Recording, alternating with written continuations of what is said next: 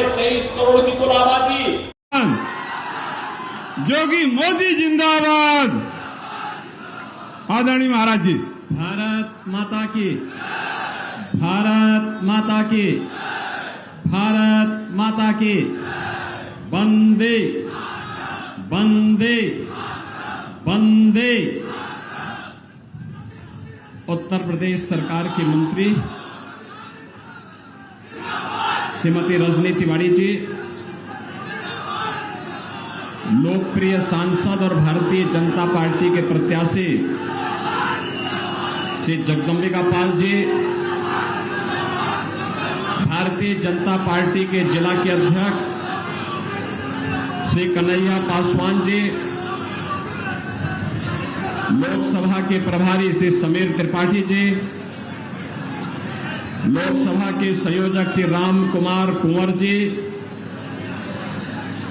पूर्व मंत्री और विधायक बांसी श्री जय प्रताप सिंह जी, विधायक कपिलवस्तु श्री श्याम धनी राय जी,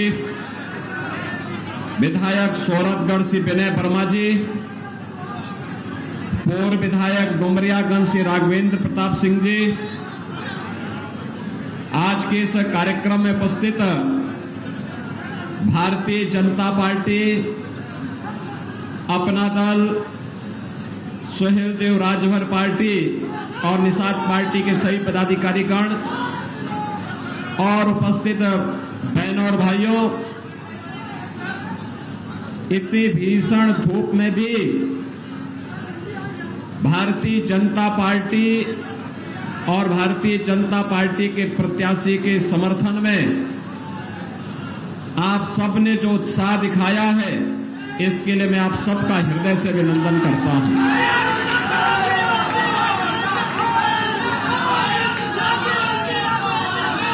बहनों और भाइयों, लोकसभा चुनाव के 5 चरण संपन्न हुए हैं। 2 चरण बाकी हैं, जिसमें छठे चरण में आपको भी मतदान करना है। लेकिन पूरे देश के अंदर अलग अलग राज्यों में जाने का मुझे अवसर प्राप्त हुआ है और पूरे देश के अंदर जो लहर है, जो नारे गूंज रहे हैं, जनता जनार्दन के मन में जो भाव है, जो उनकी भावनाएं हैं, उसको देख के मैं कह सकता हूं कि 4 जून के परिणाम के बारे में किसी को भी रति भर भी संदेह नहीं है, क्योंकि पूरे देश के अंदर एक ही नारा गूंज रहा है, एक ही संकल्प गूंज रहा है, और वह है कि फिर एक बार, डुमरियागंज की भाषा में बोलो, फिर एक बार, फिर एक बार, और अब की बार तो 400 पार के मुद्दे को लेकर के, नारे को लेकर के तो समाजवादी पार्टी चारों खाने चित हो जाती है। बहनों और भाइयों, ये चारों 400 पार की जब बात होती है तो समाजवादी पार्टी तो कुल 63 सीट पे चुनाव लड़ रही है और 63 सीटों पर भी इनकी जमानतें जब्त हो रही हैं। और इसीलिए कांग्रेस और समाजवादी पार्टी का जो इंडी गठबंधन है, इन्होंने अभी से षड्यंत्र करने प्रारंभ कर दिए हैं। गुमराह करना, लोगों को गुमराह करना, झूठ बोलना। ये जो 2 लड़कों की जोड़ी है, जब इनके सामने जनता जनार्दन नहीं आ रही है सुनने के लिए, तो ये लोग अब झूठ और अफवाह का सहारा ले रहे हैं। झूठ और अफवाह के अलावा इनके पास कोई दूसरा मुद्दा नहीं, क्योंकि जनता भी जानती है कि समाजवादी पार्टी और माफिया का तो चोली दामन का संबंध है। दोनों को एक दूसरे से लग करके देखा ही नहीं जा सकता है। प्रदेश का हर माफिया वह समाजवादी पार्टी के साथ संबंध रखता है और समाजवादी पार्टी की उसके साथ संवेदना होती है। इस समाजवादी पार्टी की संवेदना गांव के लिए नहीं, गरीब के लिए नहीं, दलित के लिए नहीं है। समाज के किसी भी तबके के लिए नहीं है, बेटी और व्यापारी की सुरक्षा के लिए नहीं है। इनकी संवेदना तो माफिया के प्रति है और इसलिए माफिया के प्रति इनकी संवेदना को देखते हुए जनता जनार्दन इनको पूरी तरह खारिज कर चुकी है। ये 14 में चुनाव हारे हैं, 17 में चुनाव हारे हैं, 19 में चुनाव हारे हैं, 22 में भी जनता जनार्दन ने इनको चारों खाने चित किया है और फिर 24 में भी एक नए संकल्प के साथ हम लोग आए हैं कि फिर एक बार मोदी सरकार बनाने का जो हमारा संकल्प है, ये मोदी जी के द्वारा पिछले 10 वर्ष के अंदर किए गए कार्यों के प्रति उनके प्रति कृतज्ञता ज्ञापित करने का एक अवसर हम सब के लिए है। बहनों और भाइयों, आप सबकी, हम सबकी ये पीढ़ी सौभाग्यशाली है कि हमने बदलते हुए भारत को देखा है। हम कह सकते हैं अपनी वर्तमान और भावी पीढ़ी को कि जब भारत आत्मनिर्भर और विकसित भारत की यात्रा को आगे बढ़ा रहा था, तब हमने अपनी आंखों से देखा है और उस यात्रा के हम भी सहभागी रहे हैं। उस यात्रा में हम लोगों ने भी भारत को नए भारत के रूप में स्थापित करने में अपना योगदान दिया है। हम सब कह सकते हैं। आज आप देख रहे होंगे दुनिया के अंदर कोई भारतीय जाता है, उसका सम्मान होता है। भारत का दुनिया के अंदर सम्मान है, सीमाएं सुरक्षित हैं, आतंकवाद और नक्सलवाद का सफाया हुआ है और अब तो पटाखा भी जोर से फटेगा तो पाकिस्तान पहले सफाई देता है, कहता है मेरा हाथ नहीं है। पहले सोचो, एक कांग्रेस और समाजवादी पार्टी की सरकार थी, आतंकी वारदात होती थी, सुबह उठते ही एक नए घोटाले से समाचार पत्रों में एक नया घोटाला हमें देखने को मिलता था और सायकाल होते होते आतंकी वारदात की खबर आ जाती थी। बहनों और भाइयों, जब हम लोग उस समय सांसद के रूप में संसद में इन मुद्दों को उठाते थे तो सरकार की ओर से क्या जवाब आता था? एक कांग्रेस और समाजवादी पार्टी की सरकार थी, ये लोग कहते थे कि आतंकवादी तो सीमा पार के हैं। हम कहते थे कि भाई सीमा पार के तो निपटो उनसे, इतनी फोर्स, इतना सब कुछ संसाधन ये किसके लिए जब हम अपने नागरिकों को सुरक्षित नहीं कर पा रहे हैं। लेकिन इनकी लाचारगी देखते हुए बनती थी और आज आतंकवाद और नक्सलवाद को तो समाप्त किया ही है। मोदी जी के नेतृत्व में आज पटाखा भी फट जाए ना तो ये पाकिस्तान सबसे पहले सफाई देते हुए कहता कि साहब मेरा हाथ नहीं है, क्योंकि पाकिस्तान को मालूम है कि नया हिंदुस्तान है, ये उसे मालूम है ये नया भारत है, छेड़ेगा नहीं, लेकिन अगर कोई छेड़ेगा तो उसको छोड़ेगा भी नहीं। और इसीलिए वह अब भारत को छेड़ने में, भारत के अंदर किसी भी प्रकार की गतिविधि को आगे बढ़ाने में भयभीत होता है। उसको मालूम है जैसे उसने किया, भारत के बहादुर जवान एयर स्ट्राइक और सर्जिकल स्ट्राइक के लिए हमेशा तैयार बैठे हैं। बहनों और भाइयों, एक तरफ सुरक्षित भारत और दूसरी तरफ विकसित भारत की परिकल्पना को साकार किया जा रहा है।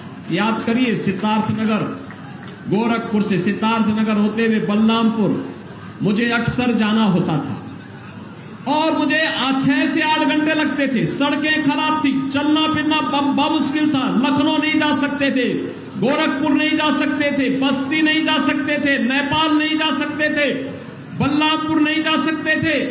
हर ओर की सड़कें खराब थी। आज यहाँ की अच्छी सड़कें, बाढ़ बचाव के बेहतर उपाय हो रहे हैं। अब तो आपके पास अपना मेडिकल कॉलेज भी हो गया है और माधव बाबू के नाम पर, माधव प्रसाद त्रिपाठी जी के नाम पर मेडिकल कॉलेज का निर्माण हमारी सरकार ने आपके जनपद सिद्धार्थनगर के अंदर किया है। बहनों और भाइयों, बोलिए इन लोगों से, जो लोग आज जातिवाद की बात करते हैं, इन लोगों से बोलिए कि माधव प्रसाद त्रिपाठी जी के नाम पे मेडिकल कॉलेज का निर्माण ये उत्तर प्रदेश में भारतीय जनता पार्टी की योगी जी की सरकार ने कराया है और मेडिकल कॉलेज की पढ़ाई नहीं शुरू हुई है। अगले सत्र में हम नर्सिंग की पढ़ाई भी यहां शुरुआत करने जा रहे हैं। बहनों और भाइयों, आज देश प्रदेश गोरखपुर में आपने एम्स देखा होगा, फर्टिलाइजर कारखाना देखा होगा, अयोध्या का इंटरनेशनल एयरपोर्ट और मर्यादा पुरुषोत्तम भगवान श्री राम विराजमान बाद में हुए। पहले महर्षि वाल्मीकि के नाम पर इंटरनेशनल एयरपोर्ट का नामकरण किया गया। पहले महर्षि वाल्मीकि के नाम पे इंटरनेशनल एयरपोर्ट का नामकरण अयोध्या में किया गया। आज आपके पास अच्छी सड़क है, आपके पास आज बेहतरीन संसाधन है, आज आपके पास मेडिकल कॉलेज है, सामुदायिक स्वास्थ्य केंद्र है, आज आपको फ्री में दवा भी उपलब्ध हो रही है। हर घर नल की योजना और नल पे जल की योजना आज क्रियान्वित होती हुई दिखाई देती है। हर घर को हम शुद्ध पेयजल उपलब्ध करवा रहे हैं। और बहनों और भाइयों, यही नहीं, ये शुद्ध पेयजल और घर घर में शौचालय बनाने के साथ साथ स्वास्थ्य सुविधाओं को बेहतर करने का परिणाम क्या रहा? 2017 के पहले जो मासूम यहां का दम तोड़ता था इंसेफ्लाइटिस से, आज इस बीमारी का भी हमने माफिया की तरह इस बीमारी का भी खात्मा कर दिया है। अब कोई मासूम, कोई गरीब का बच्चा दम नहीं तोड़ेगा चिकित्सा सुविधा के अभाव में, गंदगी के कारण, शुद्ध पेयजल के अभाव के कारण वह दम नहीं तोड़ेगा, बल्कि वह भी आपकी तरह बड़ा होकर के बलरामपुर सिद्धार्थनगर के विकास के लिए, देश प्रदेश के विकास के लिए, देश के विकास में वह भी अपना योगदान देगा।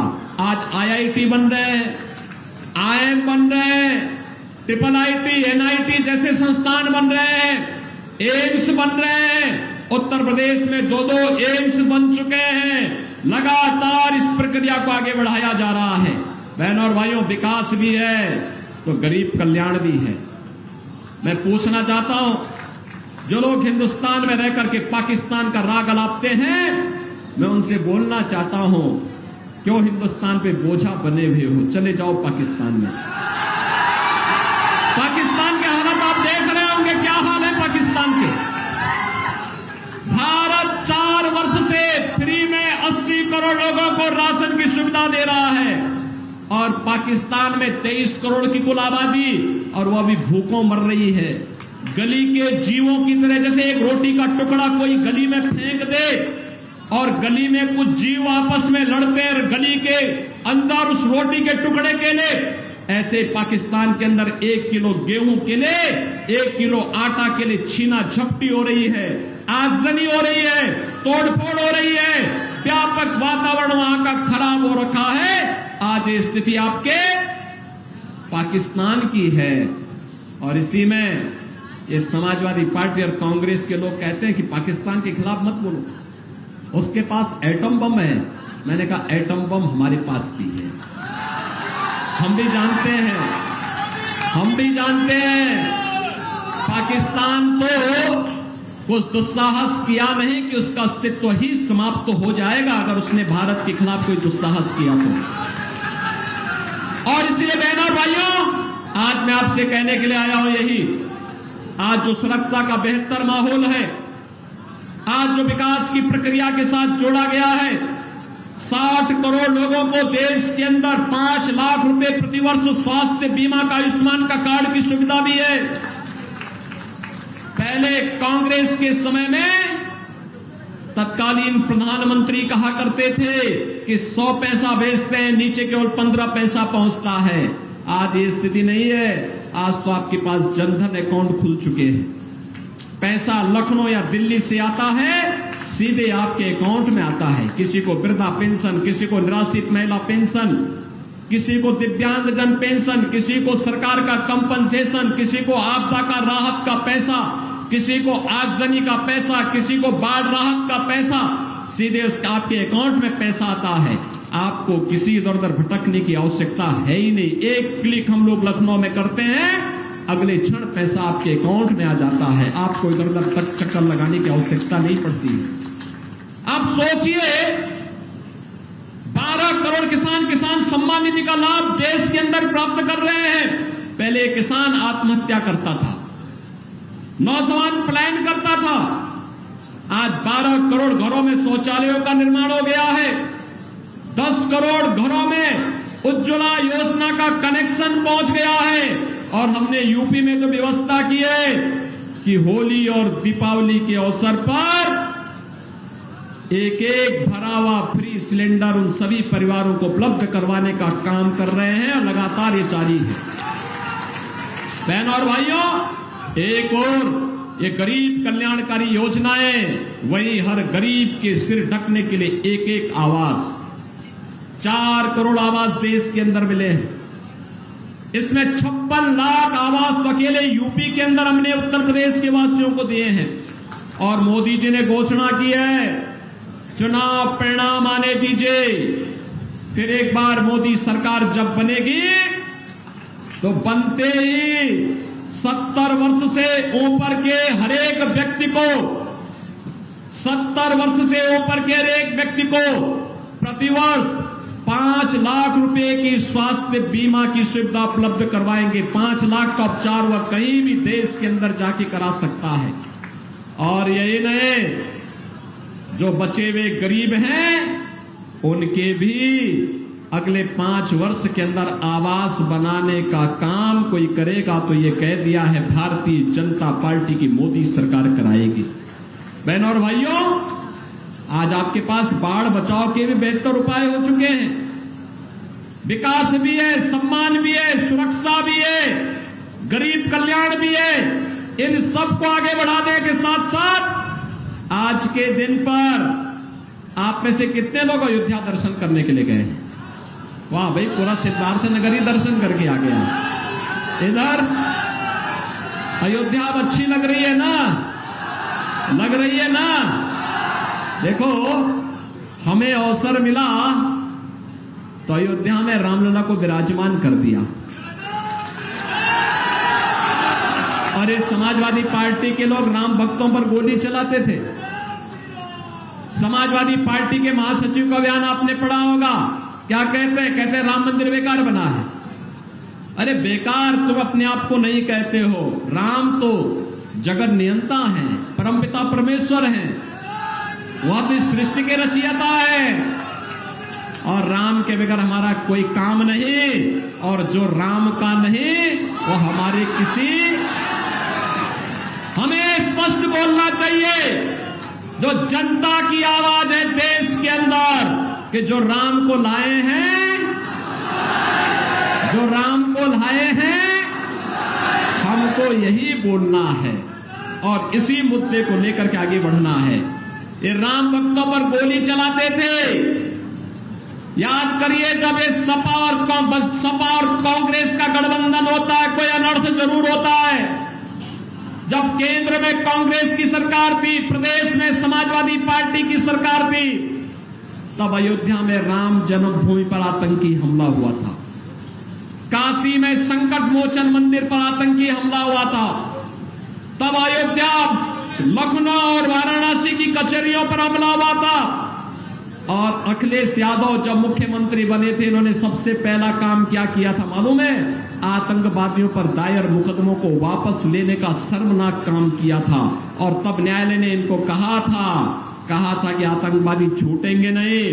शर्म आनी चाहिए सरकार में बैठे हुए लोगों को कि आज आतंकवादियों के मुकदमों को वापस ले रहे हो, कल इनकी पद्म पुरस्कार के लिए सिफारिश करोगे। बहनों और भाइयों, ये लोग आतंकवादियों के आका है, ये माफियाओं के सरपरस्त हैं।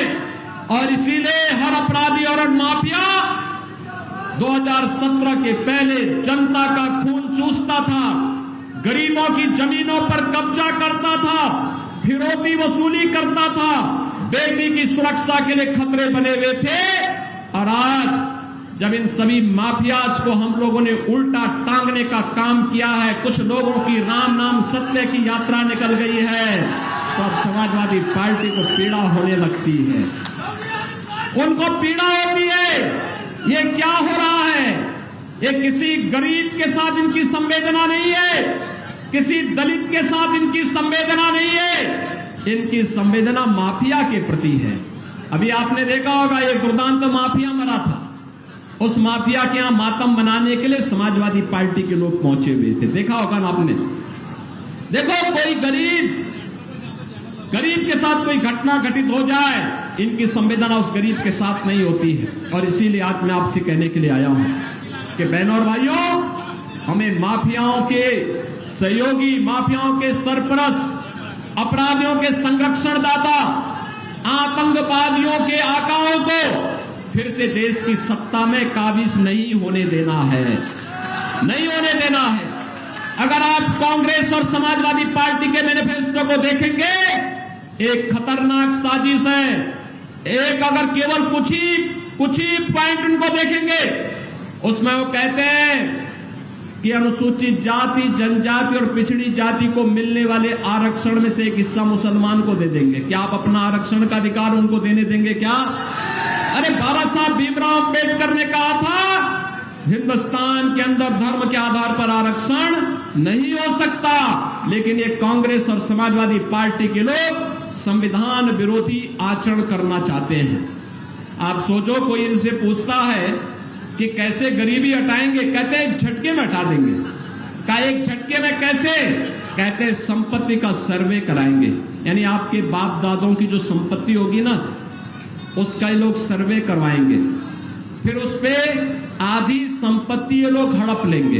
जमीन होगा, मकान होगा, कोई खलिहान की जमीन होगी आपकी, कोई जेवर होंगे, बैंक में पैसा होगा, आपके बाप दादों ने जो कमा के रखा हुआ है उसमें से आधा ये लोग ले लेंगे और फिर उसको ये लोग उन लोगों को देंगे जो पाकिस्तान, बांग्लादेश और अफगानिस्तान से मुसलमान या घुसपैठिए के रूप में आए, रोहिंग्या के रूप में आए, उनको ये देने का काम करेंगे। क्या आप इसको स्वीकार करेंगे? क्या इसको स्वीकार करेंगे? क्या उसको ये कहते हैं वरासत टैक्स। ये वरासत टैक्स क्या हिंदुस्तान में लगने देंगे क्या? बहनों और भाइयों, ये वरासत टैक्स औरंगजेब का जजिया कर है।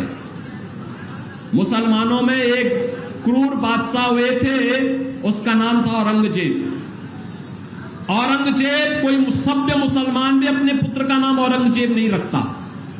ये जजिया करता, वो हिंदुओं पे लगता था कि या तो मुसलमान बनो या जजिया कर दो। और बहनों और भाइयों, जो नहीं देता था उसको सिर कलम कर दिया जाता था। ये काम मुगल काल में होता था और आज हिंदुस्तान के अंदर कांग्रेस और समाजवादी गठबंधन वरासत टैक्स के नाम पर औरंगजेब का ये जजिया कर लगाना चाहता है। और जजिया कर इसलिए लगाना चाहता है जिससे भारत के अंदर आपको दबाया जा सके, आपकी भावनाओं को दबाया जा सके। किस रूप में लोग साजिश करते हैं? मैंने कहा ना, कोई मुसलमान भी अपने पुत्र का नाम औरंगजेब नहीं रखता, क्योंकि औरंगजेब ने अपने भाई की हत्या की थी और अपने बाप को भी जेल में बंद करके पानी के लिए तरसाया था, एक बूंद पानी के लिए तरसाया था। शाहजहांपुर ने, आप खुदा वक्त लाइब्रेरी पटना में जाकर के देखिए, उस लाइब्रेरी में शाहजहां की जीवनी के बारे में आप पढ़ेंगे, आप भी कहेंगे कि कमबख्त ऐसा पुत्र तो न हो तो अच्छा है। शाहजहां कहता है इस बारे में, उसने कहा था इस बारे में, उसने कहा था कि इससे अच्छे तो ये हिंदू हैं, जीते जी अपने बुजुर्गों का सम्मान करते हैं और मरने के बाद श्राद्ध और पितरों का तर्पण करके भी उनको जल देने का काम करते हैं। एक कमबख्त औरंगजेब है, इसने मुझे एक एक बूंद पानी के लिए तरसाया है।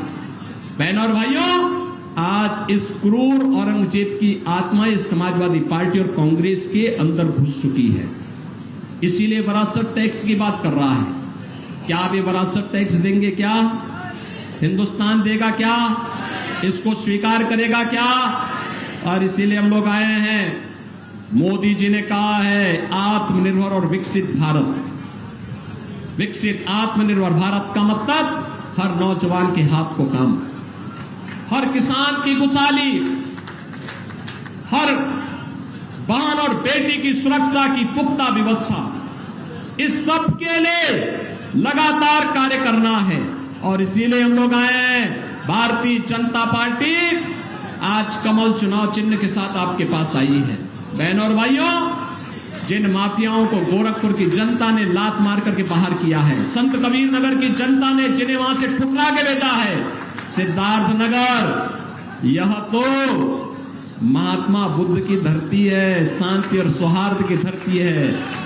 यहां पे माफिया को फिर से मत पनपने दीजिए। ये माफिया पनपेंगे तो गरीबों की संपत्ति पर कब्जा करेंगे। याद करिए, इसी डुमरियागंज में और इसी कपिलवस्तु में मुझे आंदोलन करने के लिए आना होता था, आंदोलन करते थे हम लोग, और तब आपको न्याय मिल पाता था। ऐसी नौबत मत आने देना। ये माफिया किसी के नहीं है, ये तो केवल और केवल स्वार्थ के हैं। किसी भी गरीब की, किसी भी व्यापारी की, किसी की भी संपत्ति कब्जा करके और जबरन बंदूक की नोक पर उसे लिखवाने का काम करेंगे। यद्यपि हम इन माफियाओं को उल्टा टांग करके मिर्च का झोंका लगा करके इनको जीना आराम कर देंगे। लेकिन मैं फिर भी चेतावनी आपको देना चाहता हूं कि माफिया आएंगे फिर गुंडागर्दी करने का प्रयास करेंगे, बेटी और व्यापारी की सुरक्षा के लिए खतरा बनेंगे, यहां पे रंगदारी वसूली करने का प्रयास करेंगे। रंगदारी वसूली मत करने देना।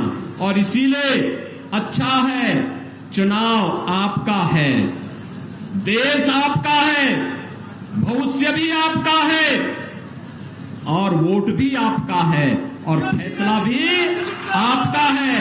और यह फैसला फिर एक बार मोदी सरकार के लिए होना चाहिए। आप सहमत हैं? जगदंबिका पाल जी चुनाव जीत के जाएंगे? बहनों और भाइयों, देखिए, इस उम्र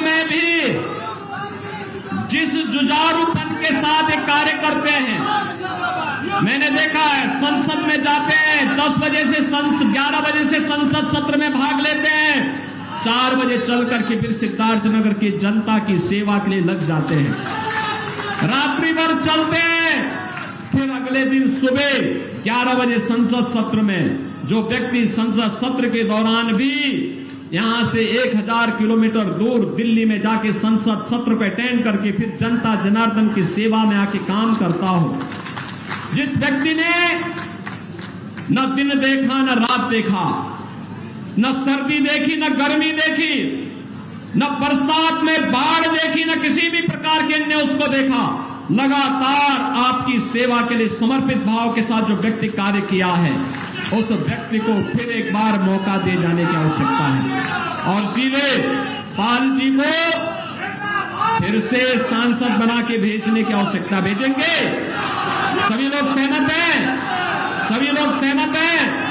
दोनों हाथ जाके यहां भी, इधर भी, मुझे बताओ, दोनों ओर, चारों ओर, पीछे विद्यालयों में जितने लोग हैं, आगे बगल जितने लोग हैं, सब सहमत हैं? जिता के भेजेंगे।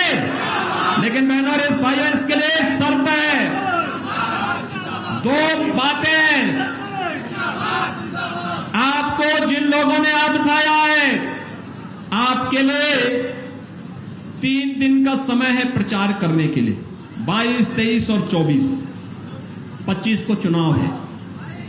इन 3 दिनों में आप में से हर व्यक्ति अगर 5-5 घर में प्रचार करने के लिए, घर के प्रत्येक सदस्य के यहां प्रचार करने के लिए जाता है और जनता जनार्दन से कमल के चुनाव पर वोट देने के लिए कहता है, तो बहनों और भाइयों, पाल जी भारी बहुमत से चुनाव जीत करके जाएंगे। दूसरा, चुनाव के दिन उन सभी 15 परिवारों को मतदान केंद्र में ले जाकर के मतदान भी करवाना है। करवाएंगे? सभी लोग सहमत हैं? सभी लोग सहमत हैं? इधर और सामने सभी लोग सहमत हैं? तो फिर मेरे साथ बोलेंगे, भारत माता की, भारत माता की, भारत माता की जय श्री राम, जय जय श्री राम। हमारे बीच में बहुजन समाज पार्टी से त्याग पत्र देकर के इतरा के पूर्व प्रत्याशी रहे आदरणीय हरिशंकर सिंह जी आज भारतीय जनता पार्टी की सदस्यता ग्रहण कर रहे हैं। मैं आग्रह करना चाहता हूं अपने जिलाध्यक्ष जी से, अपने प्रत्याशी और सांसद श्री जगदंबिका पाल जी